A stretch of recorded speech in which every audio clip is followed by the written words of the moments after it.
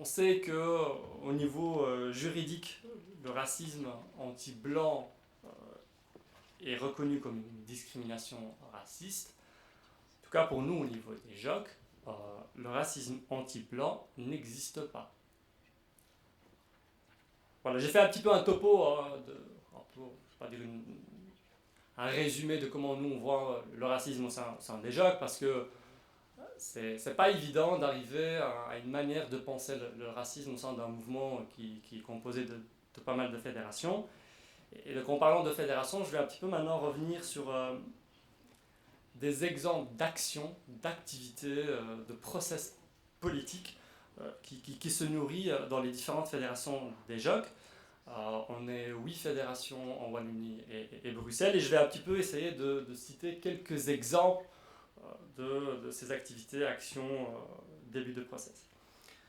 Je vais commencer par Namur, parce qu'on est à Namur. Donc la fédération de Namur est constituée par un groupe antiraciste qui, l'objectif un peu premier, c'est un petit peu d'abord visiter des musées qui traitent la question du colonialisme, et plus tard alors commencer à travailler la question un peu de l'Afrique et de l'histoire noire.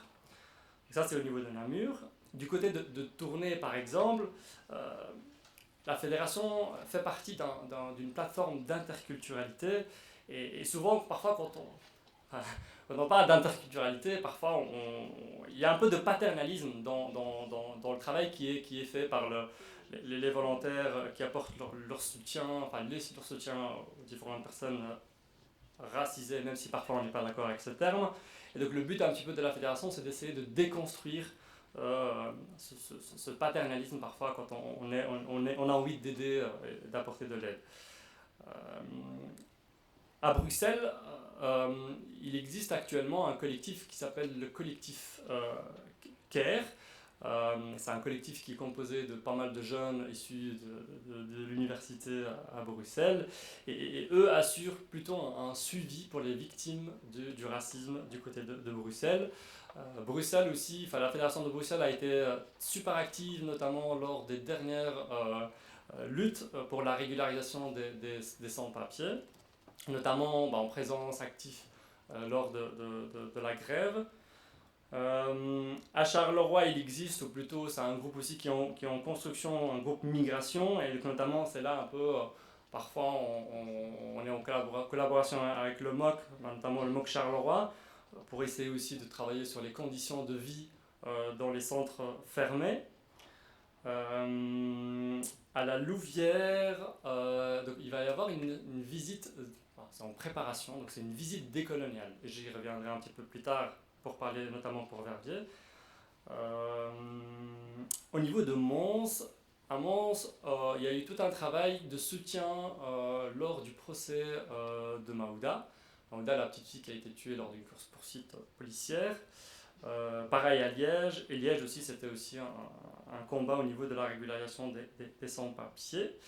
Vous avez remarqué que j'ai laissé Verviers à la fin, parce que c'est normal, je vais parler un peu d'une fédération où j'ai pas mal travaillé. À Verviers, il y a eu tout un travail sur la question de la décolonisation, parce que moi, en tout cas pendant les 4 ans de mandat quand j'étais à Verviers, j'ai estimé que la décolonisation, c'était un travail politique et qui est frappant. Et donc forcément, j'y attache de l'importance. Dans quelques semaines, il va y avoir un parcours décolonial à Verviers. Donc l'idée, c'est un petit peu d'aller voir des endroits où il y a encore des traces du passé colonial belge. Et à Verviers, il y en a quelques-uns. À Bruxelles, il y en a beaucoup. Je suis sûr que dans pas mal de villes, il y en a énormément aussi. Et il va y avoir aussi un travail sur une web-série qui traitera alors le racisme et l'ensemble de ses formes, notamment à Verviers.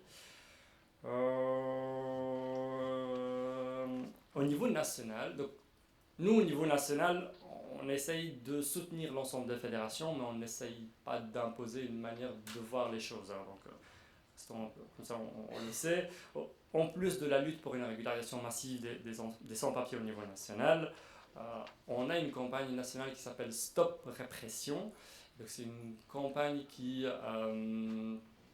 qui vient en aide et en soutien et aussi qui dénonce l'ensemble des violences policières, qui est un acte ultra raciste, mais je ne vais pas en parler davantage parce que mon collègue Mohamed Mimoun organise un atelier l'après-midi et si la thématique vous intéresse, n'hésitez pas à y participer. Voilà, j'espère que je n'ai pas été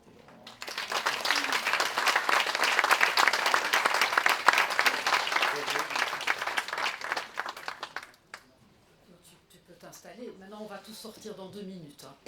Mais avant d'aller nous restaurer, puisque c'est l'heure du repas, on nous a dit qu'on devait nous outiller. Donc, Nicole en a comme ça quelques-uns qu'elle a fabriqués. Il y a un mur. Ceci est une masse. Sur ce mur, il y a des préjugés.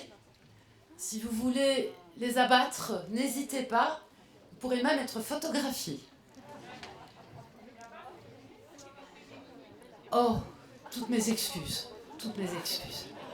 Alors là, je suis...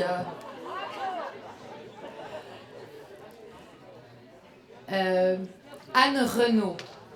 Et vraiment, en faisant toutes mes excuses, Anne Renaud pour Vie féminine.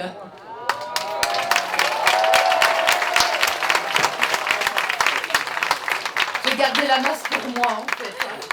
C'est pas grave, je vous retiens encore 2 minutes du coup avant d'aller manger. Voilà. L'heure pour la fin.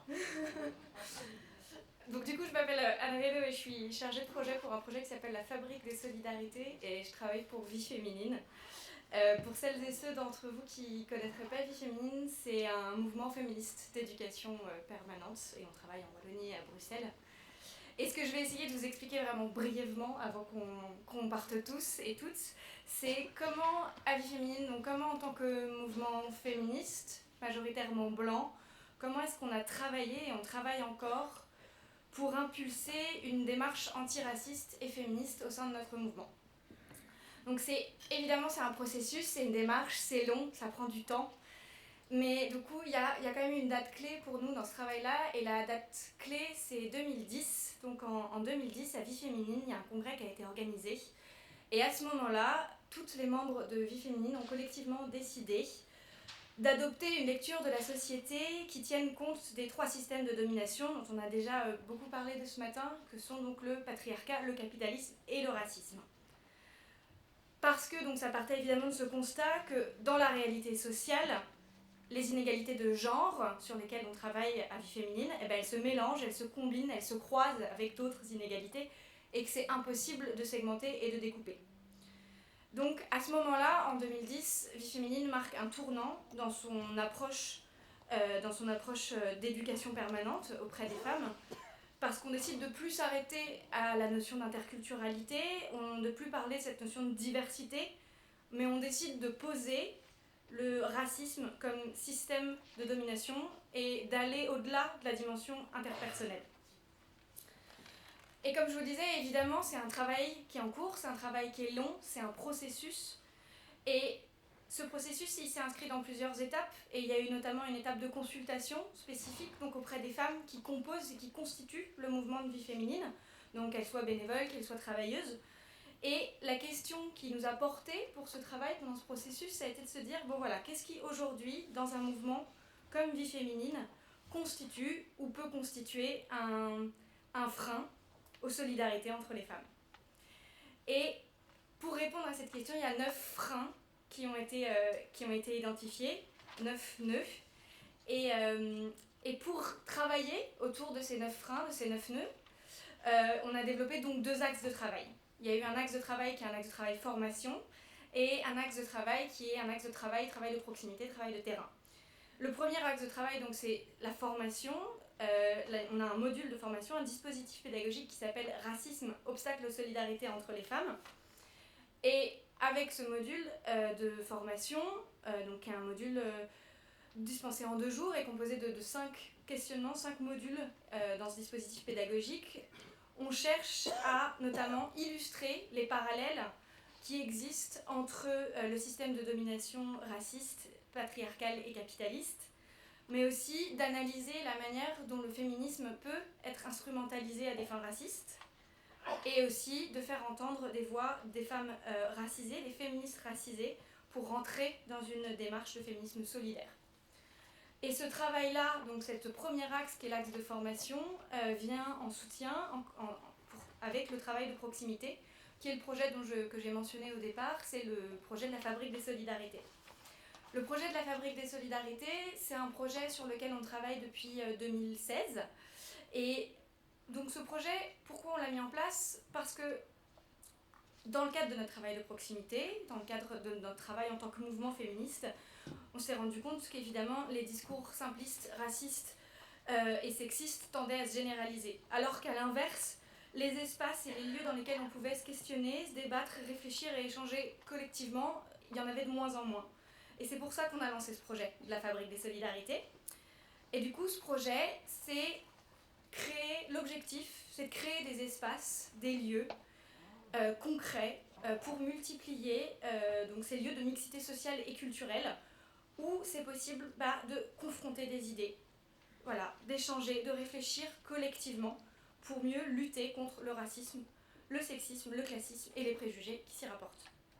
Donc il y a environ 8 fabriques des solidarités dans toutes les régions de vie féminine où mes collègues travaillent. Et pour vous donner un peu des exemples un peu plus concrets de ce travail, il y a certaines de mes collègues qui ont décidé de faire des fabriques des solidarités en prenant l'angle des DASPA, donc des dispositifs d'accueil des élèves primo-arrivants. Il y a une autre fabrique des solidarités qui s'appelle #balance ton fascisme et qui questionne ce que l'extrême droite fait aux femmes. Une autre des portes d'entrée, ça a été le bien-être, le temps pour soi, la notion de beauté, avec un salon de beauté des briseuses de crise qui a été mis en place dans une des régions. La religion a aussi été une porte d'entrée empruntée pour créer une fabrique des solidarités et comment le fait d'avoir une pratique religieuse et d'être féministe et toutes les questions racistes et sexistes qui s'y rapportent pouvaient être abordées.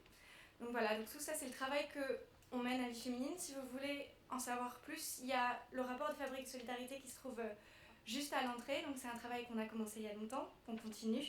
Et la prochaine étape du travail qu'on veut mener par rapport à ça, c'est travailler sur la question coloniale, les questions décoloniales pour continuer de s'améliorer par rapport à ça. Voilà.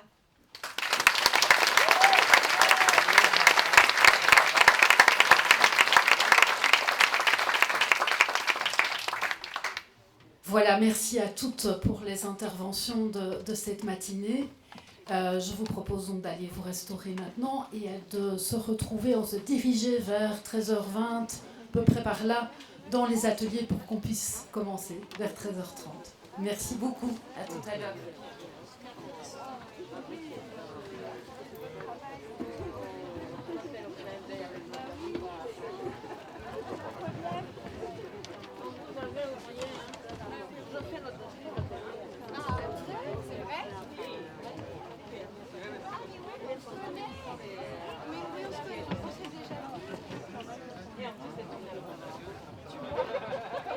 Mais je suis sûre que ça peut être... On voit rien. C'est pas de pousser sur le côté. Il n'y a pas de mauvais bouton, enfin... ça...